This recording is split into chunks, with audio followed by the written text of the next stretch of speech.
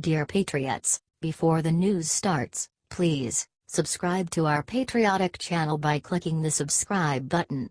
Give us a thumbs up to this video. Don't forget to leave your opinion below in the comments section. Share the news on Facebook and Twitter so you friends see it. Thank you. Ben Carson just went on TV and said the one thing Democrats didn't want him to say. Ben Carson said that he's a big picture kind of person and that the Confederate statues don't bother him at all. God bless Ben. If you remember, Ben Carson's home was vandalized earlier this summer when he was away. We were out of town and our house was toilet papered, Carson told News 4's Meagan Fitzgerald. They had painted F Trump on it as well. They were most likely liberals.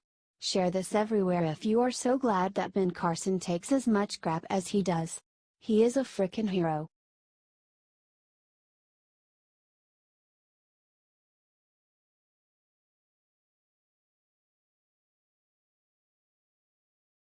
Harvard offers Chelsea Manning fellowship, but what they did next will devastate her forever. Earlier this week, Harvard's John F. Kennedy School of Government offered Chelsea Manning a speaking role at their campus, and people were not happy about it. After news of the invitation broke, former CIA Director Mike Morrell resigned from his own fellowship post at the school. He claimed that he would not associate with a campus that honors a convicted felon and leaker of classified information. In response to the backlash, Harvard responded in the only sensible way. They uninvited Manning from their campus. We invited Chelsea Manning because the Kennedy School's long-standing approach to visiting speakers is to invite some people who have significantly influenced events in the world even if they do not share our values and even if their actions or words are abhorrent to some members of our community, said Dean Douglas Elmendorf. However, I now think that designating Chelsea Manning as a visiting fellow was a mistake, for which I accept responsibility. Finally, some sensible words from academia, but that doesn't get them off the hook for inviting Manning in the first place. Manning responded on Twitter by accusing Harvard of being a military state, which doesn't make much sense. But then again, neither do most of the traitor's tweets. Share to show that Manning is no hero. Manning is a convicted felon and should be treated as such.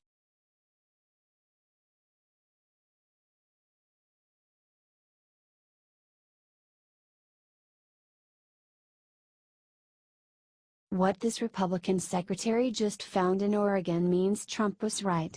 This is huge. Now that Republicans are in power, we can find voter fraud that can be investigated. After defeating leftist Brad Avakian last year, Dennis Richardson has now found several cases of voter fraud. From the Secretary of State newsletter, the following statement was released. My office is utilizing new technological tools that will improve election integrity.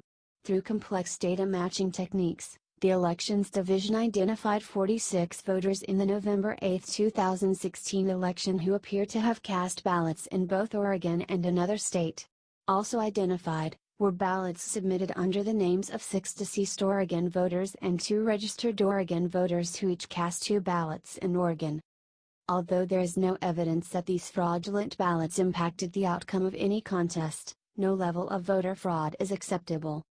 Evidence supporting these findings has been turned over to the Attorney General's Office for Criminal Investigation and Prosecution. Intentionally voting twice is a felony punishable by up to 5 years in prison and up to a $125,000 fine. Every Oregonian who is eligible to vote should be able to vote. We must use all tools available to ensure election integrity so that the votes of those who are eligible to vote are not diluted by those who are breaking the law. The timing of this is curious and comes just 3 days after Trump's Presidential Advisory Commission on Election Integrity spent $500 to get Oregon's voter roll list, which anyone can buy for $500. Secretary Richardson previously told President Trump that there was no voter fraud in the state. He is now singing a different tune. I'm pleased to report that in Oregon we have reviewed the processes and we are confident that voter fraud in last November's election did not occur in Oregon, Richardson wrote to Trump. In short, elections in Oregon cannot be hacked. Share this everywhere, patriots. We need to clean out the voter rolls and make sure that everyone voting is part of the stand country.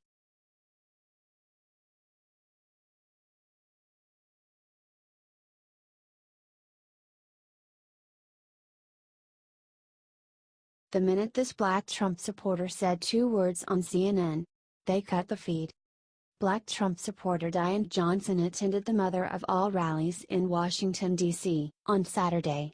Trump supporters went there to celebrate American patriotism. CNN interviewed Johnson and asked about Trump supporters wearing No White Guilt t-shirts. Watch what happens the minute that Dante Johnson said that white Americans shouldn't feel guilty for what happened in the past. CNN cut the feed. Every time they have a guest say something that they don't like, they cut the feed. CNN is the communist news network and they didn't want to give a voice to a black Trump supporter. It'll ruin the narrative. Share this to expose CNN's disgusting bias. This is not the first time they have done this. Comment turn off CNN below if you are tired of their propaganda.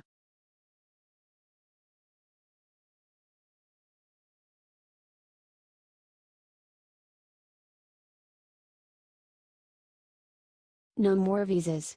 Trump's latest unexpected immigration restriction will have liberals fuming. President Trump has been trying very hard to mitigate the number of dangerous people coming into this country. Unfortunately, left-leaning courts have been fighting as hard as they can to keep them coming. Luckily, President Trump has some tricks up his sleeve to get around them while the court battles are being fought. President Trump asked the State Department to restrict visas given to applicants from Cambodia, Eritrea, Guinea, and Sierra Leone. Why? Because those countries don't take back their own nationals when the U.S. is trying to deport them. Acting Secretary of Homeland Security said in a statement. International law obligates each country to accept the return of its nationals ordered removed from the United States. Cambodia, Eritrea, Guinea, and Sierra Leone have failed in that responsibility. The United States itself routinely cooperates with foreign governments in documenting and accepting its citizens when asked, as do the majority of countries in the world. However, these countries have failed to do so, and that one-way street ends with these sanctions.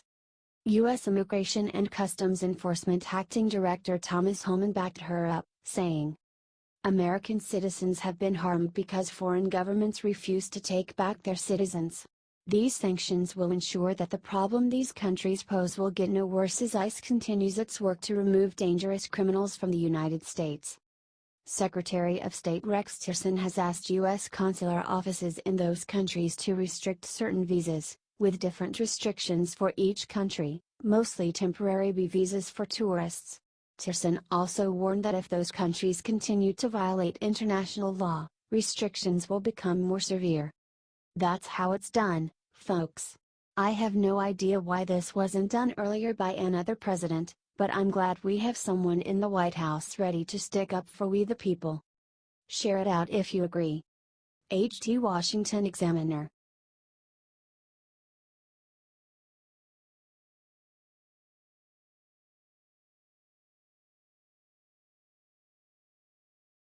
GOP Congressman just exposed a sick new leak on General Kelly this week. Leakers have been plaguing President Trump's White House in an attempt to undermine the Trump administration. Many members of the Trump administration have vowed to find and prosecute any leakers. Several suspected leakers have already been sacked, and the number of leaks has gone down considerably. That being said, there still appears to be someone giving away sensitive information in the White House, as Representative Dana Rohrabacher said someone leaked information about a call he had with White House Chief of Staff John Kelly. The call was about Kelly's visit with WikiLeaks founder Julian Assange. In the leak, Rohrabacher implied that he could make a deal with Assange, including possibly a pardon, in exchange for information that proved Russia did not hack the 2016 election. Assange has frequently asserted that the DNC email trove he posted on WikiLeaks did not come from Russia. Rohrabacher said he would not confirm any quotes, but suspected someone inside the White House or in an intelligence agency was the source of the leak, telling the Washington Examiner. I don't know who it is, all I know is I'm up against an array of very powerful forces, including the intelligence services and major newspapers that are basically allied with the liberal left who have every reason to undermine communication on this issue. These leaks are beyond sick, they're bad for the president, the government, and the nation. They must be stopped at all cost. Luckily President Trump's administration is on the case. The leaks have already been mitigated, but it looks like there is still more work to do. Sick of leaks? Share it out, patriots. Height Washington Examiner.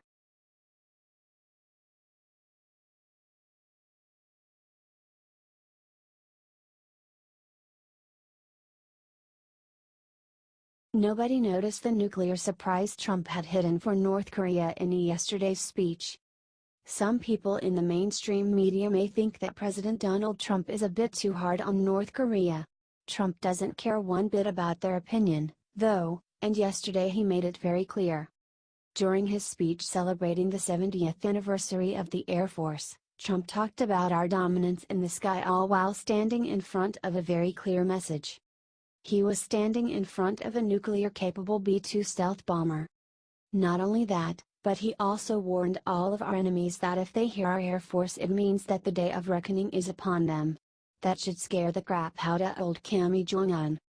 Our aviators have given America total dominance of the air and space no matter where we fly. Now when our enemies hear the F-35's engines, when they're roaring overhead, their souls will tremble and they will know the day of reckoning has arrived. Y'all know what I think? I think it's time we let the leftist media go on thinking whatever they think, because Trump's actions speak louder than their words. Let's show the whole world that America is done backing down by sharing this out everywhere. Trump did his part, now it's your turn.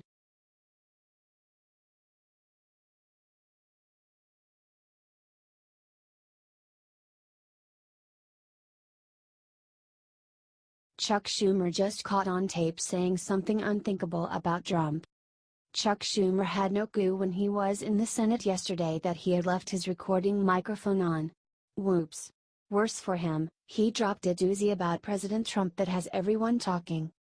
When Senator Schumer was at his post talking to his colleague, he accidentally let slip that he thinks Trump likes him. That's right, y'all. Schumer said, "He likes us. He likes me anyway." That's pretty funny right there, considering clearly he is saying President Trump is not a fan of Nancy Pelosi. Chuck Schumer also claimed he gave the president advice on how to run the country. Here's what I told him. I said, "Mr. President, you're much better off if you can sometimes step right and sometimes step left. If you have to step just in one direction, you're boxed." He gets that. And it'll make us, the country, more productive too. This proves that the Democrat leadership really are willing to work with the president. This is a good thing since it allows him to keep the country running until the congressional Republicans get their stuff together and get something done. In last year's campaign, Donald Trump promised he would be the president of all Americans and that he would work with Dems and Republicans to save the country. He has kept that promise, and even Republicans are getting it together now. No matter how you slice it, this is good news for America. That's why we need to get it to every Republican and Democrat in our family and friends fast.